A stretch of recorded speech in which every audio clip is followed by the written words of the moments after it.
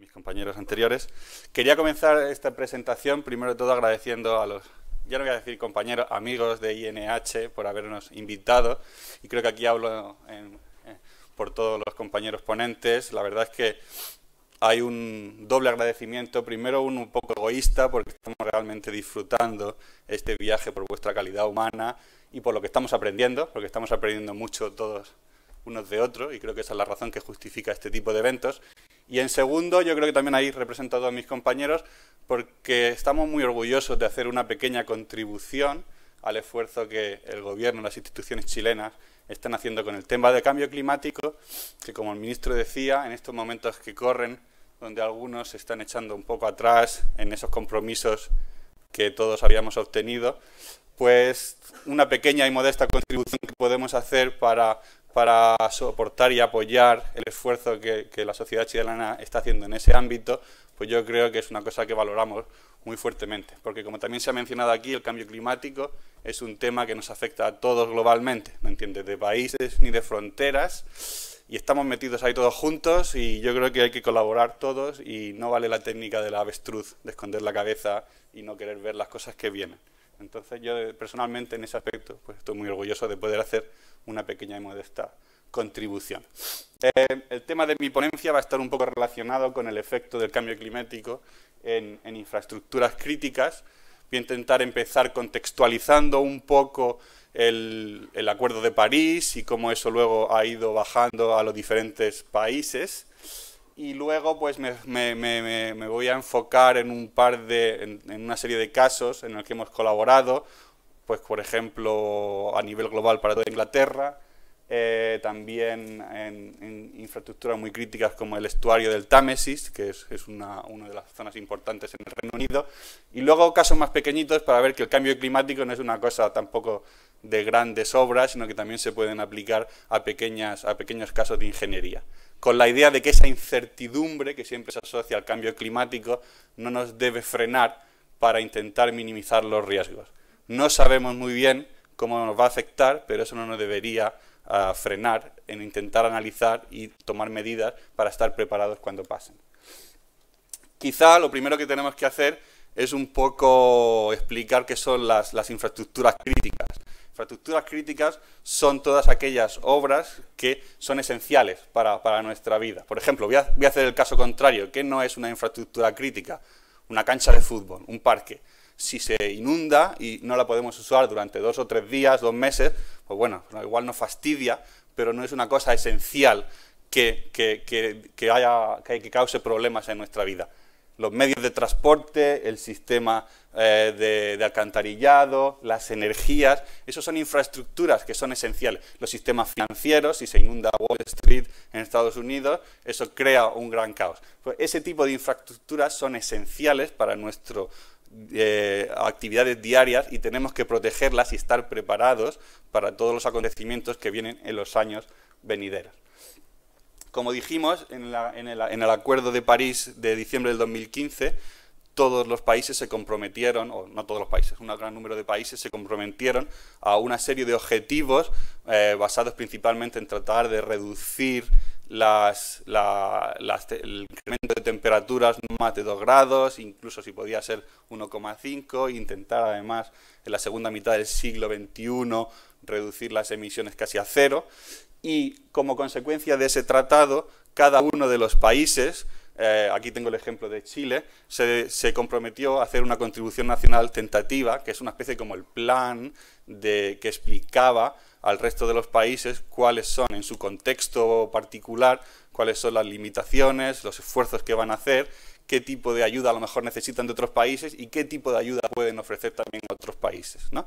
Pues ese documento, que quizá es la única modo que tenemos un poco de entender si ese Acuerdo de París va a ser posible llegar o no, analizando cada uno de los países cómo lo está haciendo, es un documento muy importante que se pueden encontrar en Internet y se puede estudiar y analizar para intentar definir los objetivos que estamos intentando. Y todos esos objetivos, obviamente, eran para comenzar a actuar después del 2020.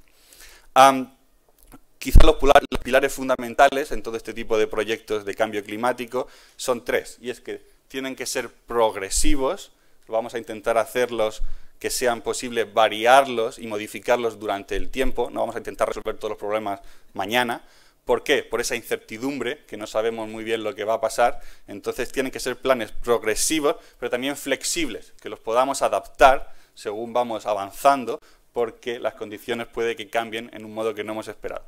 Y luego, finalmente, el tercer pilar es lo que los ingleses llaman low regret, o sea, un poco arrepentimiento, y es vamos a tomar decisiones con esas incertidumbres que sean o no sean las previsiones correctas, luego no nos arrepintamos. Por ejemplo, una solución low regret que es muy típica es repoblar una cuenca para intentar reducir la escorrentía.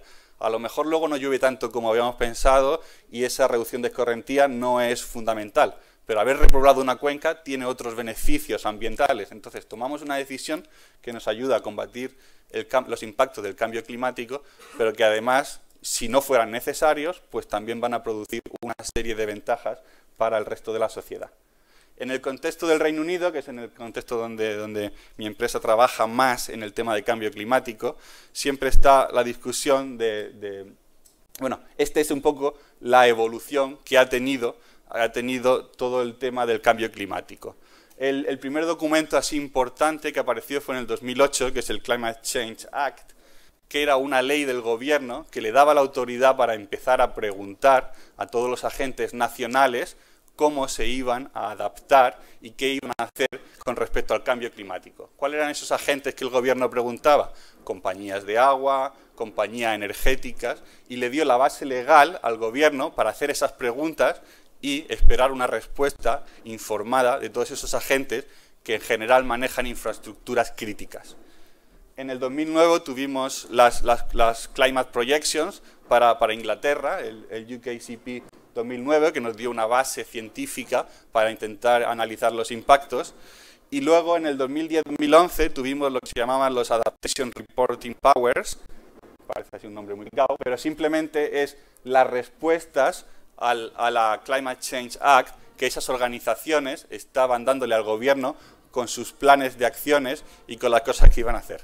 En el 2012 fue otro hito en el momento del cambio climático con la creación del Climate Change Risk Assessment. Eso es uno de los casos que os voy a explicar porque mi compañía, en nuestra organización, estuvo involucrada en eso, y fue intentar meter en un conjunto, en un solo documento, todos los impactos que iban a tener en los diferentes sectores del país del cambio climático, con el objetivo de que se pudieran comparar. No solo hacer un análisis por sectores, sino ponerlos todos juntos, crear un documento común para todos los organismos del gobierno y pudieran comparar esos impactos en medicina y en infraestructuras, en agricultura y en medio ambiente. Todo en un solo documento, intentando hacerlo muy transparente para que los que tienen que tomar las decisiones puedan ver el efecto relativo, el peso relativo de todos ellos, una visión global de todo eso. Luego se hicieron una serie de estudios económicos de cómo era la economía para adaptarse a esos medios y quién lo iba a poder hacer bien y cuáles eran las trabas. Y finalmente hubo un programa de adaptación nacional que se basaba en todas las recomendaciones de los documentos anteriores y que ponía un poco una directriz a seguir. Quizá la cosa interesante que también de este programa es que es cíclico y se debe repetir cada 5 años. Entonces, ahora mismo hay un nuevo ciclo de documentos que se están generando. Por ejemplo, en el 2017 ahora se está haciendo la segunda versión del Climate Change Risk Assessment, que esta vez ya el gobierno, como hemos hecho me parece que es DEFRA, que es uno de los departamentos del gobierno que se encarga de este tipo de asuntos, está coordinando. El primero lo coordinamos nosotros, ellos están coordinando y ahora nosotros estamos simplemente teniendo un aporte en un tema específico de agua. Entonces, el proyecto este del cambio climático para el RISC, lo que no sé si estoy viendo, no veo el tiempo que me queda aquí porque no sé si esto se ha parado, quizás sea bueno que alguien me lo diga. Son ciclos de 5 años y la idea general, lo que os he comentado, comparar los diferentes sectores para que aquellos que tienen que tomar decisiones lo puedan hacer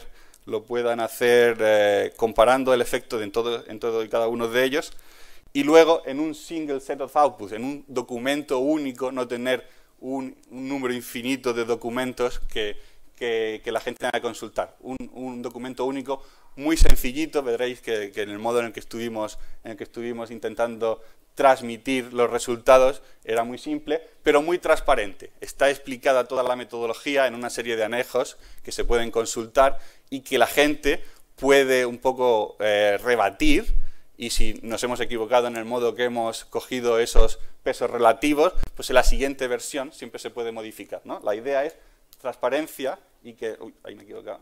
Transparencia, sobre todo, también intentar identificar esos procesos o esos riesgos donde a lo mejor todavía no hay conocimiento suficiente para estar seguros, y entonces este climate change tiene que tener unas recomendaciones en cuáles son las líneas de investigación que van a reducir zonas de incertidumbre para que el proceso de aprendizaje continúe. La evaluación de riesgo nacional se hizo en 11 sectores, que eran estos: agricultura, biodiversidad, zonas environmentales, construcción, negocios, energía. Podéis ver un poco así temas genéricos, y luego, para facilitar la presentación de los resultados, estos 11 secciones se agruparon como en 5 categorías. Pues, por ejemplo, agricultura y forestry acogía los 2 sectores, intentando coordinar las respuestas de esos temas. Y ahí, de nuevo, la idea es que en un solo documento pues podemos ver el peso relativo de efectos en el cambio climático en el agua, en el transporte, en la salud de los británicos, y que es un documento que en el fondo simplifica a los que tienen que tomar decisiones estratégicas. La idea que motivaba un poco también este documento es que, aunque el gobierno británico está comprometido a mitigar, a reducir las emisiones el máximo posible, la comunidad científica ya asegura que, aunque las limitásemos ahora a 0, que no lo hacemos, tenemos ya un grado de un efecto, una inercia que tenemos que lidiar con ella, que en el 2040 estos niveles, aunque parásemos ahora nuestras emisiones, realmente vamos a tener un cambio climático. Entonces entra el concepto de adaptation, de adaptarse a las circunstancias que vienen. Estos son un poco los resultados que se obtenían. No voy a entrar en el detalle de los resultados y cómo se analizaron, pero simplemente enseñaros el tipo de resultados que se obtenían. Era, para cada una de las categorías y de los sectores, pues se intentaban identificar oportunidades, porque el cambio climático no va a ser solo todo riesgos, también hay alguna serie de cosas que pueden ser una oportunidad. Por ejemplo, en Inglaterra va a haber un tipo de cultivos que antes no eran factibles y que ahora igual se podrán hacer por el cambio climático. Por ejemplo, el vino, se va a poder plantar más vino.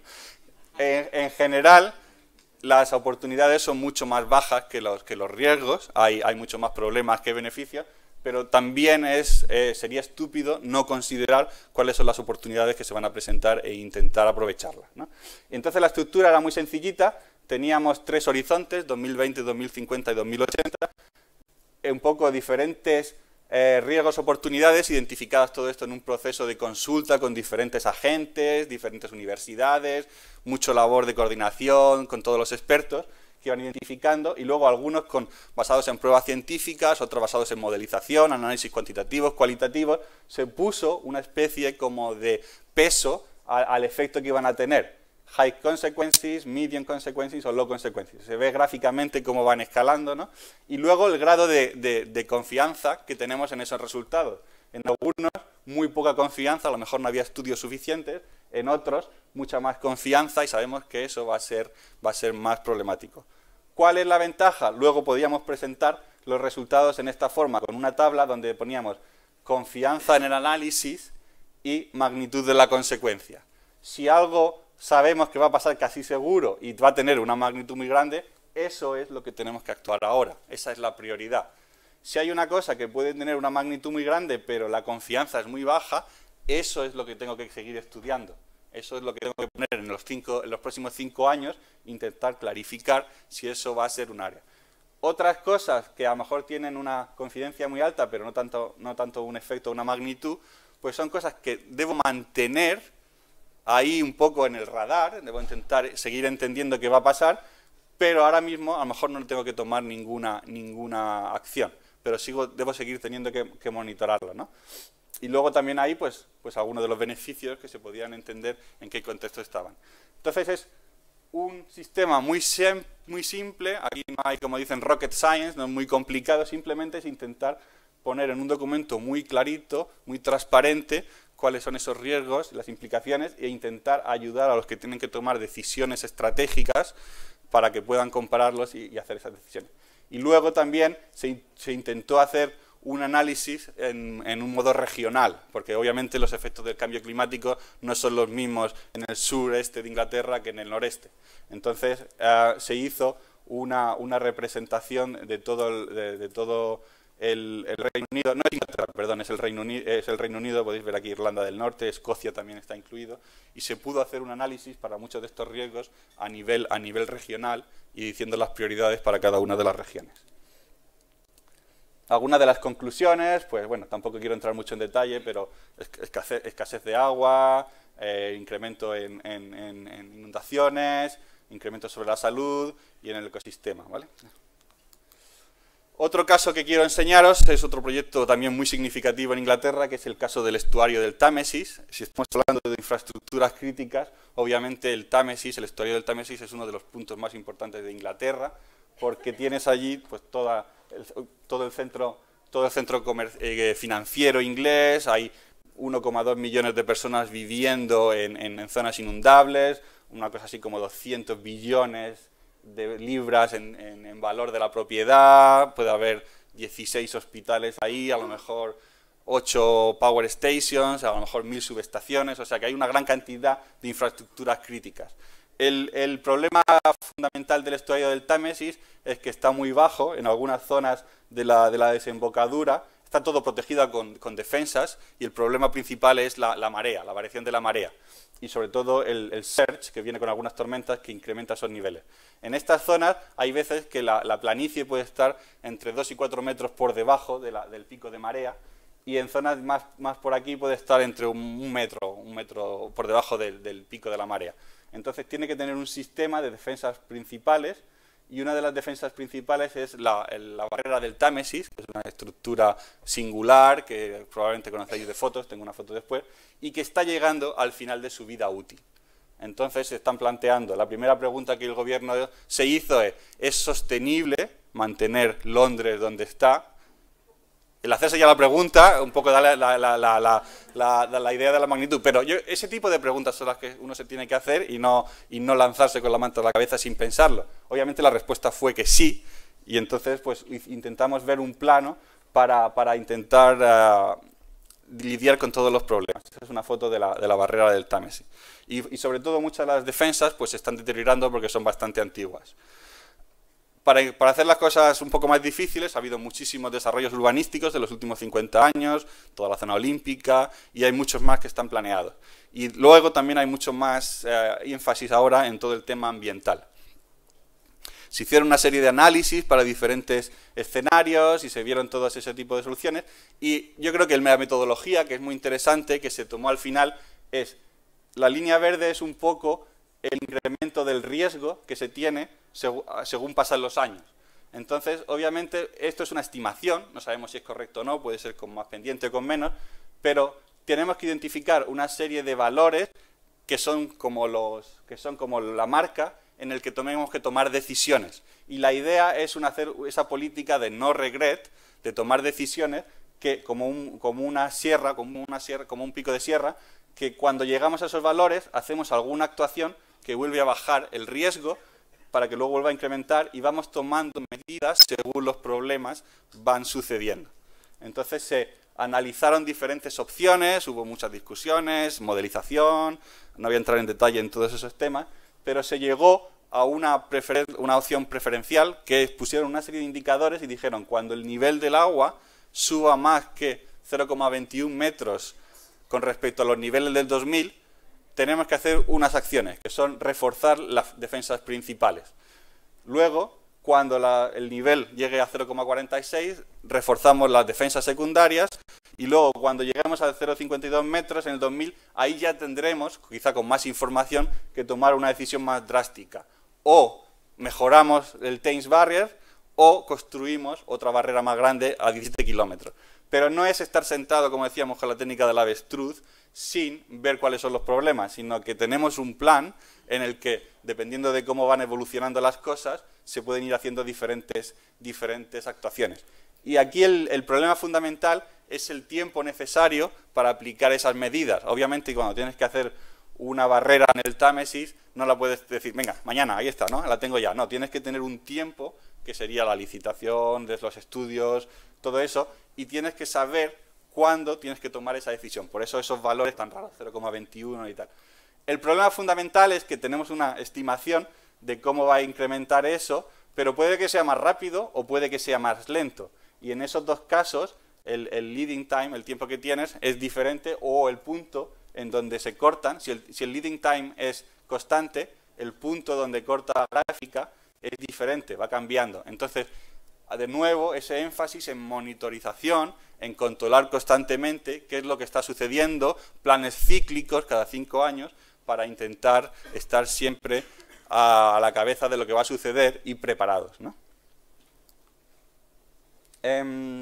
Esto es un pequeño ejemplo aquí en la isla de San Vicente, en el Caribe, y es mucho más pequeñito. Era un abastecimiento de agua para una pequeña población que tenían un problema de que por el cambio climático les estaba afectando el servicio. Y no tenemos mucho tiempo, simplemente os comentaré que un poco la metodología que usamos, también una metodología de riesgo, hablando con la gente local, con los agentes locales, con la gente que operaba el sistema de abastecimiento, con los usuarios y también con usuarios de sistemas parecidos en otros países que a lo mejor tenían unas lecciones que habían aprendido.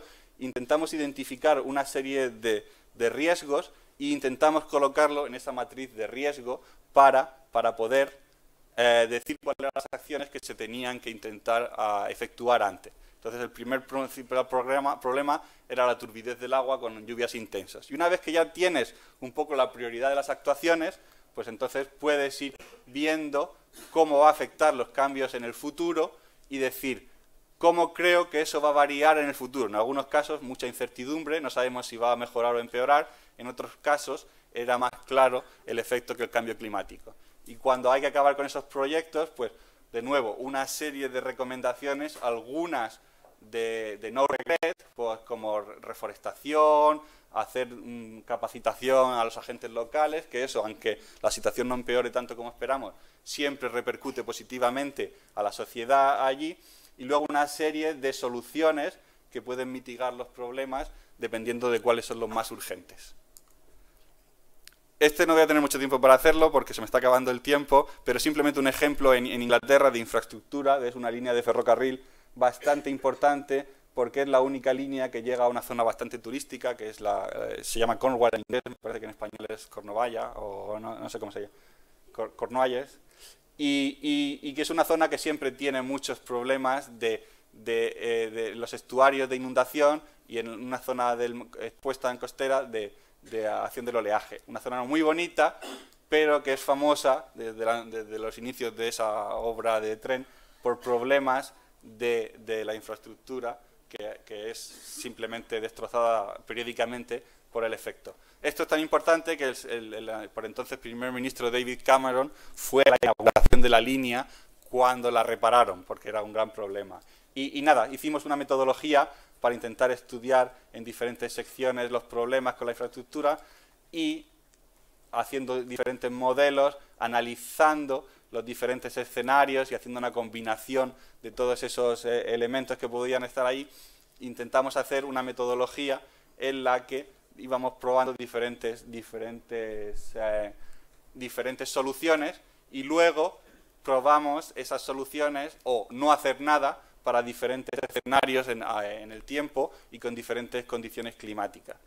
Entonces, pues de nuevo, puedes ir tomando decisiones gradualmente, ver cuáles son las actuaciones que puedes hacer ahora, pero planificar para el futuro dependiendo de los diferentes escenarios. Acabo ya, que tengo 25 segundos, y con una conclusión y es que la primera cosa es que hay mucha incertidumbre en el cambio climático, es una cosa que está fuera de nuestro control, pero que no nos tiene que frenar para seguir planificando y actuando.